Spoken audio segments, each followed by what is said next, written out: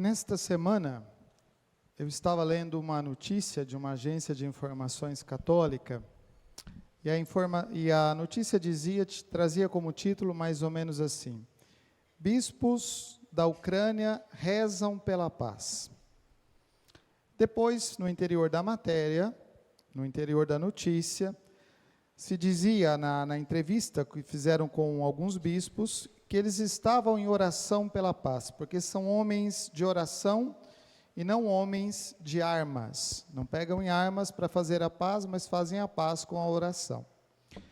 Na história da igreja, muitas vezes, já se chegou à solução de conflitos, já se conseguiu alguma coisa através da oração. Desde o princípio, os mártires foram aqueles que aprenderam que precisavam da oração para testemunhar a fé. E o martírio é algo que fomenta o surgimento de novos cristãos. Ou seja, dar a vida pelo Evangelho vale a pena, e estes homens e mulheres do passado conseguiram esta força rezando. Às vezes me parece que nós nos esquecemos da força da oração. Às vezes me parece que nós nos esquecemos da força, do poder que tem, não a multiplicação de palavras, como dizia o Evangelho, como dizia Jesus no Evangelho, mas da oração que vai a Deus, da oração que sobe a Deus, quando é uma súplica por uma necessidade, seja pessoal, seja da comunidade. E quando isso vem da boca de homens que estão vivendo, de pessoas que estão vivendo uma situação de guerra há 2 anos, isso ainda parece mais absurdo, porque nós poderíamos argumentar assim: mas o que adianta rezar se nesse momento existe a guerra? Não seria mais fácil buscar as armas para resolver o conflito ou uma solução diplomática? O que adianta rezar? Essa também pode ser a conclusão diante de algumas situações que nós enfrentamos. Por exemplo, diante de uma doença que não tem cura, e que você sabe que os acontecimentos vão necessariamente ou fatalmente levar à morte. O que adianta rezar? O que adianta rezar quando se está vivendo uma situação, ou se está passando por um sofrimento que parece que não tem saída?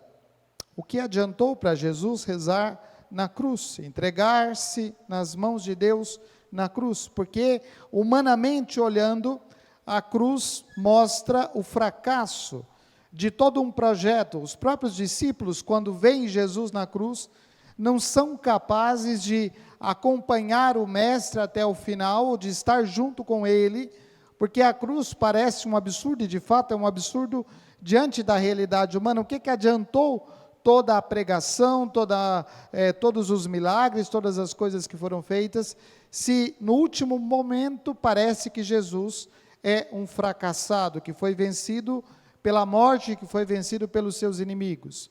O que adianta rezar quando a gente é vencido, quando não acontece aquilo que nós pedimos, que nós esperamos, né? Será que a oração é o recurso das pessoas fracas? Será que a oração é o recurso das pessoas sem capacidade intelectual, sem inteligência, para pensar numa outra solução? Essa pode ser a resposta mais fácil, mas essa não é a resposta certa. Porque a resposta certa está na força da oração de homens e mulheres que, ao longo da história da igreja, viveram e testemunharam a sua fé, acreditando na palavra do Evangelho, e não tentando mudar a palavra do Evangelho para que fosse doce aos seus ouvidos, como acontece hoje.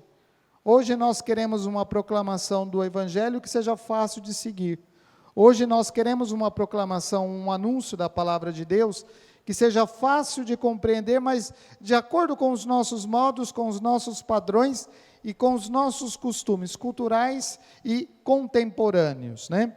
Temos que adaptar a palavra de Deus para os tempos de hoje, para a gente poder escutar. E não é esse o caminho. O caminho é justamente o contrário. Na história da igreja foram homens e mulheres que escutaram a palavra de Deus e se converteram e viram nesta palavra de Deus um chamado à mudança de vida e à conversão. E rezaram a mesma oração que nós rezamos. O mesmo Pai Nosso foi rezado pelos mártires. O mesmo Pai Nosso foram rezados pelos santos que foram perseguidos. O mesmo Pai Nosso foi rezado por homens e mulheres em situações de guerra, de devastação, de peste, e viram as suas orações atendidas por Deus. Por que será que nós temos tanta desconfiança da oração? Por que será que nós não temos a força? Porque às vezes nós não treinamos o nosso corpo, nós não treinamos o nosso espírito. Mais do que o nosso corpo, nós não treinamos o nosso espírito. Então, diante das dificuldades, nós começamos a fraquejar, a fracassar, e aí nós falamos, não adianta nada rezar. Nós desistimos da oração, nós entregamos os pontos, para falar uma linguagem mais fácil, né? A gente começa os propósitos de Quaresma lá em cima. Na primeira semana já está ali pela metade. Na segunda semana, um pouquinho menos da metade, não chega até o final, né? E parece uma dificuldade tremenda, mas vejam que nós fazemos propósitos muito pequenos. Deixar de comer chocolate, isso é um sacrifício. Deixar de comer carne, isso é um sacrifício.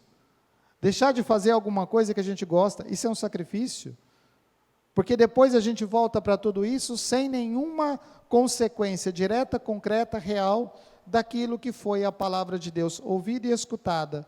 Ou seja, parece que nós vivemos num mundo à parte das coisas. E eu pensava nestes homens e mulheres que vivem lá naquela situação de guerra e mantêm a sua fé firme, não desistem, e não apenas ali, mas em outros lugares onde existe guerra. Homens e mulheres que continuam rezando e acreditando neste mesmo Deus, que Deus é suficientemente forte para acabar com a guerra, mas é mais forte ainda por sustentar a fé destes homens e mulheres naquela situação. Às vezes, a nossa fé, né, vivendo na onde nós vivemos, cheio de todas as facilidades, parece que é uma fé que não dá sinais e não dá testemunho. Parece que é uma fé pequena diante das coisas. Por quê? Porque nós estamos muito mal acostumados com todas as coisas. E aí nós queremos um Deus que caiba na forma que nós imaginamos. Somos nós que imaginamos uma forma para Deus. E nós não queremos entrar dentro da palavra de Deus.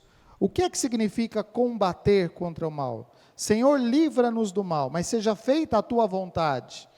Livra-nos das situações de perigo, das situações de pecado, mas nós fugimos do pecado? Ou nós buscamos o pecado? Nós pedimos para Deus nos tirar das situações, mas nós caminhamos nessa direção. Nós pedimos para Deus nos tirar do mal, mas às vezes nós provocamos o mal. Às vezes nós fazemos isso com uma certa tranquilidade da nossa consciência. Por isso a palavra de Deus, ela tem que ser escutada. Não basta dizer a oração. E é por isso que Jesus fala, não fiqueis multiplicando as palavras, porque senão as palavras podem ser palavras vazias. Se nós não vivemos o que nós rezamos aqui, então tem um problema, né? E não é com a palavra de Deus, mas é com a nossa escuta e com a nossa vivência, o testemunho da palavra de Deus lá fora. Tenhamos então, nesse tempo quaresmal, ouvidos atentos àquilo que Deus nos fala, ao convite de Deus à conversão, e que os nossos propósitos realmente sejam propósitos feitos com seriedade para nos levar à conversão, não simplesmente para tirar alguma coisa, para ficar um tempo sem comer isso ou beber aquilo, e depois a gente volta à vida normal, inclusive a vida normal de pecado. A vida normal é fora daquilo que é a palavra de Deus. A palavra nos convida à conversão, e a nossa oração que é ouvida é aquela oração que nasce de um coração verdadeiramente contrito diante do Senhor. Louvado seja nosso Senhor Jesus Cristo.